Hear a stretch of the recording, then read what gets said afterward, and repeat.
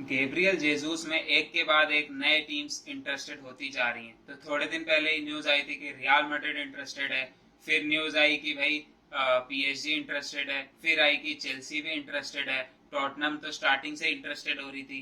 तो आर्सेनल के लिए लग रहा है ये डील भी करना थोड़ा मुश्किल हो सकता है। बट जैसा कि हमें पहले भी पता है कि गैब्रियल जेसूस ऐसे प्लेयर हैं जिनकी पर्सनल टर्म्स अग्रीड हैं आर्सेनल के साथ, according to what was reported by multiple sources. उसके साथ साथ उनका मिकेल आर्टेटा के साथ जो पुराना रिलेशनशिप है from Manchester city days of Mikel Arteta, तो वो हेल्प कर सकता है गैब्रियल जेसूस को आर्सेनल आने में। उसके साथ साथ उन्हें इस बात की गारंटी रहेगी कि वो आर्सेनल में मेन मैन रहेंगे, बिकॉज बाकी जितनी भी टीम से वो लिंक्ड हो रहे हैं वहां पे ऑलरेडी स्ट्राइकर्स अवेलेबल हैं, तो उनका मेन मैन होना मुश्किल रहेगा। और साथ साथ क्योंकि वो अपनी एक स्ट्रॉन्ग दावेदारी पेश करना चाहते हैं for Brazil national team for the world cup, तो उन्हें रेगुलर गेम टाइम चाहिए, वो आर्सेनल उन्हें प्रोवाइड कर सकती है। तो अभी जो लेटेस्ट रिपोर्ट्स यहाँ आई हैं कि आर्सेनल गैब्रियल जेसूस के रिप्रेजेंटेटिव्स के साथ एक और राउंड ऑफ टॉक करेंगी, और बताया जा रहा है कि मैनचेस्टर सिटी उन्हें अराउंड 50 मिलियन पाउंड्स पे वैल्यू करती है और उसी के अराउंड उनकी फीस चाहती है। तो 50 मिलियन पाउंड्स एक प्लेयर के लिए जो सिर्फ 12 महीने बचे हैं जिनके कॉन्ट्रैक्ट में, मेरे हिसाब से थोड़ी हाई फीस है। बिकॉज एक तरीके से इतनी सेम अमाउंट में वो हालैंड को भी लाए थे, तो मतलब हालैंड 51 मिलियंस में आ रहे हैं, और गैब्रियल जेसूस को मैं डिस्क्रेडिट नहीं करना चाहता, but still he is not at the same level as Haaland. But एक चीज जो हमें एज आर्सेनल फैंस समझनी होगी कि Arsenal are not in UCL, Arsenal अभी टाइटल के लिए चैलेंज नहीं कर रही है। तो अगर आपको एक अच्छे क्वालिटी के प्लेयर्स अट्रैक्ट करने तो आपको थोड़ी हाई फीस देनी ही पड़ेगी, और उसके साथ साथ हाई वेजेस भी देनी पड़ेगी जो आर्सेनल देने को तैयार है। आर्सेनल उन्हें 190 के अ वीक ऑफर कर रही है, जो कि बहुत अच्छी अमाउंट है, एक अच्छा खासा बम्प अप है जो उनकी करंट सैलरी है उसके ऊपर।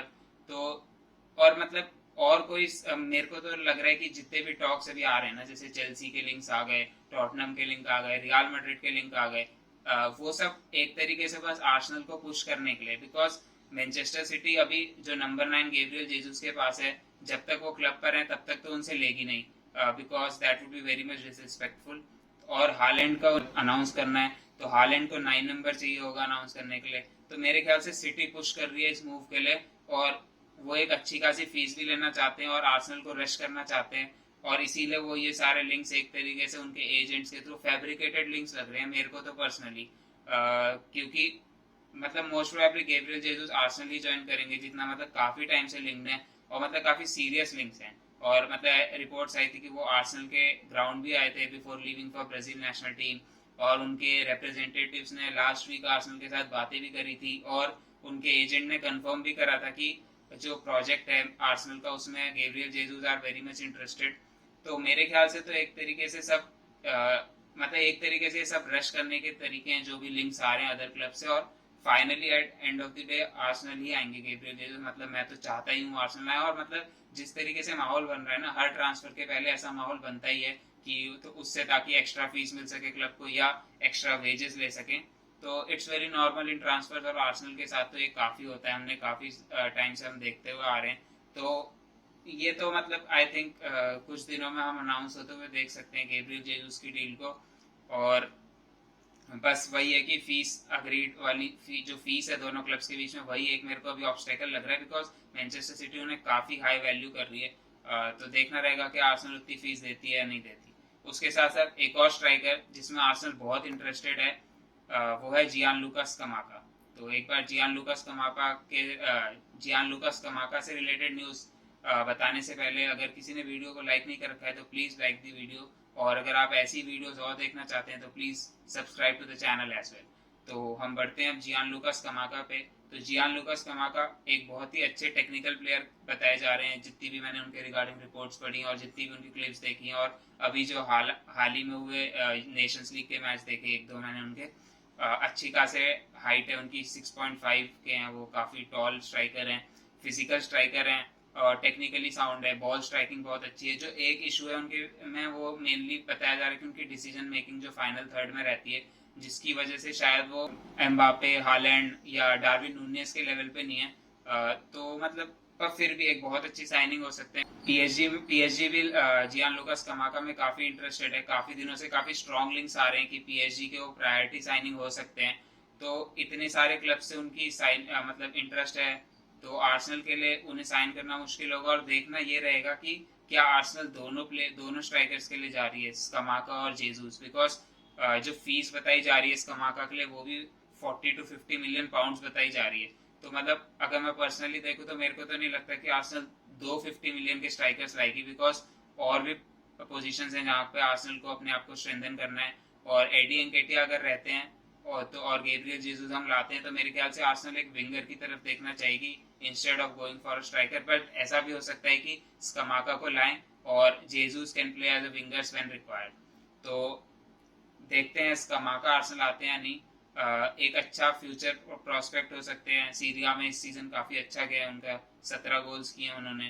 तो देखना रहेगा कि स्कमाका वाली डील आर्सेनल क्लोज कर पाती है या नहीं, बट उसके चांस मेरे को कम लग रहे हैं। जेसूस वाली डील मेरे को लग रहा है कि उसके चांस काफी अच्छे हैं कि वो आर्सेनल से क्लोज कर देगी।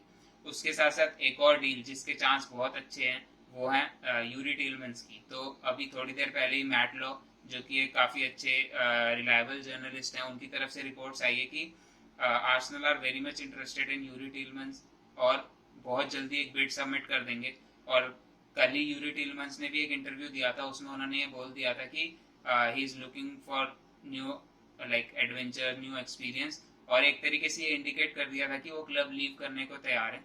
और क्योंकि 12 ही महीने बचे हैं तो लेस्टर सिटी भी उन्हें बेचना ही चाहेगी instead of letting him go on a free. और जो बताया जा रहा है कि Leicester City wants around 30 million for him और आर्सेनल 25 मिलियन देने को तैयार है। तो वैल्यूएशन भी काफी एक तरीके से पास ही है। तो मेरे ख्याल से अगर पर्सनल टर्म्स अग्री हो जाते हैं दोनों के बीच में, आर्सेनल और यूरी टिलमैन्स के, तो फीस ऐसे फैक्टर नहीं है जो मेरे ख्याल से बीच में आएगी। और यूरी टिलमैन्स की प्रायोरिटी बताया जा रहा है कि यूसीएल फुटबॉल थी, but since not many UCL clubs are interested in him, तो वो आर्सेनल आने को भी तैयार हैं। तो देखना रहेगा यूरी टिलमैन्स वाली डील आर्सेनल कब तक क्लोज कर पाती है, बिकॉज मैं तो यही चाहूंगा कि सारी डील्स जो भी आर्सेनल कर पाती है वो जल्दी से जल्दी प्री सीजन से पहले क्लोज कर ले, ताकि प्लेयर्स को इंटीग्रेट होने का टाइम मिले। बिकॉज लास्ट टाइम हमने देखा था कि जब जो प्लेयर्स प्री सीजन, मतलब हमने बहुत लेट डील्स करी थी जैसा आर्सेनल हमेशा करती है, और उसका इम्पैक्ट हमें दिखता है जो स्टार्टिंग के 2-3 मैचेस, जहाँ अगर आर्सेनल को टॉप 4 के लिए इस बार फाइट करना है तो लास्ट टाइम से मुश्किल होगी रेस। और तो हमें स्टार्टिंग से ही एकदम फ्लो में जाना पड़ेगा, स्टार्टिंग में पॉइंट्स ड्रॉप करना अफोर्ड नहीं कर सकते। उसके साथ साथ एक और मिडफील्डर है यीज बिसुमा फ्रॉम ब्राइटन। तो बिसुमा एक ऐसे प्लेयर है जिसमें आर्सेनल इंटरेस्टेड है। उनका भी सिर्फ 12 महीने का कॉन्ट्रैक्ट बचा है, तो वो भी फीस उनकी कम ही मांगेगी ब्राइटन उनके लिए। बट जो बिसुमा के साथ एक इशू है, उनका एक कोर्ट केस चल रहा है, तो जब तक वो केस अगर क्लियर नहीं होता तब तक कोई भी टीम उन्हें खरीदना नहीं चाहेगी। बट जो रिपोर्ट्स आ रही हैं उसके अकॉर्डिंग वो केस इसी महीने में सॉल्व हो सकता है। और बिसुमा ऐसे प्लेयर हैं जो खुद बहुत इंटरेस्टेड है आर्सेनल आने में। थोड़े दिन पहले एक उन्होंने इंस्टा स्टोरी डाली थी जिसमें किसी ने डाला था कि Bissouma is a player that Arsenal should sign, और बिसुमा ने उस ट्वीट मतलब उस स्टोरी को रिपोस्ट किया था अपनी स्टोरी पे। तो मतलब इस एक तरीके से इंडिकेशन है कि वो एक ऐसे प्लेयर हैं जो आर्सेनल खुद ज्वाइन करना चाहते हैं। तो देखना रहेगा क्या आर्सेनल बिसुमा को साइन करती है या नहीं करती है। उसके साथ साथ अगली न्यूज आ रही है लिवरपूल से।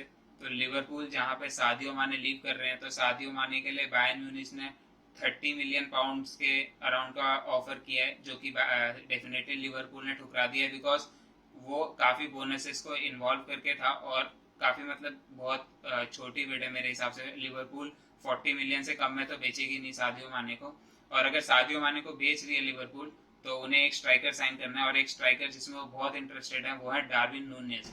तो डार्विन नूनेज जो काफी टाइम से काफी टीम के टारगेट थे, जैसे मैनचेस्टर यूनाइटेड काफी टाइम से इंटरेस्टेड है उनमें, बट जैसा कि रिपोर्ट किया जा रहा था कि डार्विन नूनेज को यूसीएल खेलना है, और Manchester United as we all know is not in UCL. तो मैनचेस्टर यूनाइटेड उनकी प्रेफर्ड डेस्टिनेशन तो नहीं थी। और लिवरपूल क्योंकि एक स्ट्राइकर लाना चाहती है, और क्लॉप जो कि डार्विन नूनेज में इंटरेस्टेड हैं, बट जो इशू आ रहा था वो था वैल्यूएशन का। बट जो अभी अभी एकदम न्यूज आई है वो ये है कि लिवरपूल ने 70 मिलियन पाउंड्स की बिड लॉन्च कर दी है फॉर डार्विन नूनेज। तो देखना रहेगा कि बिड कितनी रिलायबल है और क्या इस बिड को बेनफिका एक्सेप्ट करती है या नहीं, because Benfica want something around 85 million pounds. तो 15 मिलियन का वैल्यूएशन में डिफरेंस है, जो कि एक बहुत बड़ा डिफरेंस है। और अगर मैनचेस्टर यूनाइटेड तो इजीली ऑफर कर देगी वो पैसा मेरे ख्याल से, जैसा वो हमेशा करते हैं। बट देखना रहेगा कि डार्विन नूनेज मैनचेस्टर यूनाइटेड आते हैं नहीं, क्योंकि लिवरपूल तो डेफिनेटली आ जाएंगे, कोई भी प्लेयर लिवरपूल के लिए तो खेलना ही चाहेगा। तो देखते हैं कि डार्विन नूनेज का फ्यूचर कहाँ लाए करता है। मेरे को तो लग रहा है कि जिस हिसाब से लिवरपूल इंटरेस्टेड है, लिवरपूल उन्हें साइन कर लेगी। बहुत ही मतलब एक तरीके से एक्सप्लोसिव साइनिंग हो सकती है लिवरपूल के लिए। और जो उन्हें हालैंड से फाइट करने के लिए जो प्लेयर चाहिए, क्या वो डार्विन नूनेज बनते या नहीं बनते, वो देखने लायक बात रहेगी। आगे बढ़े तो चेल्सी पर भी एक रोमेलो लुकाकू नाम का शनि मंडराता रहता है। तो 100 मिलियन जिस प्लेयर के लिए दिए थे, उन्होंने कुछ किया तो है नहीं खास चेल्सी के लिए इस सीजन।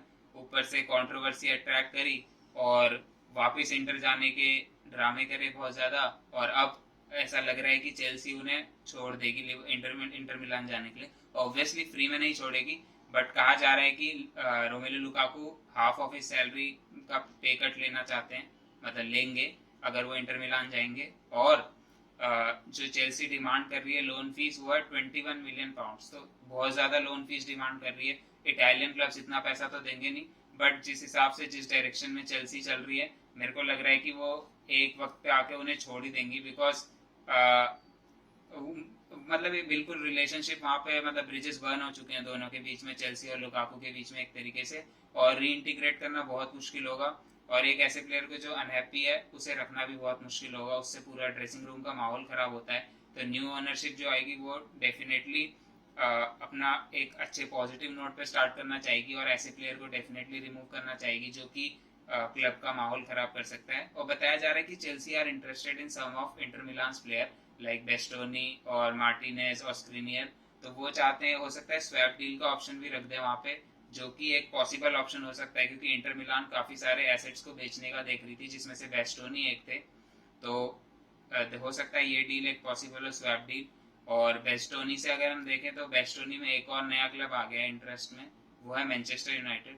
तो मैनचेस्टर यूनाइटेड जिन्हें सेंटर बैक की काफी जरूरत है, जूलियन टिम्बर से लिंक थे, पाउ टॉरेस से लिंक थे, अब वो बेस्टोनी से भी लिंक हो चुके हैं। तो टॉटनम इंटरेस्टेड है बेस्टोनी में, और चेल्सी इंटरेस्टेड है, और मैनचेस्टर यूनाइटेड इंटरेस्टेड है। तो डेफिनेटली बेस्टोनी तो मूव करते हुए दिख रहे हैं, कहाँ मूव करेंगे वो देखने वाली बात होगी। आज की ट्रांसफर न्यूज यहीं पे खत्म करता हूँ, मिलता हूँ अगली वीडियोस में, तब तक के लिए बाय बाय।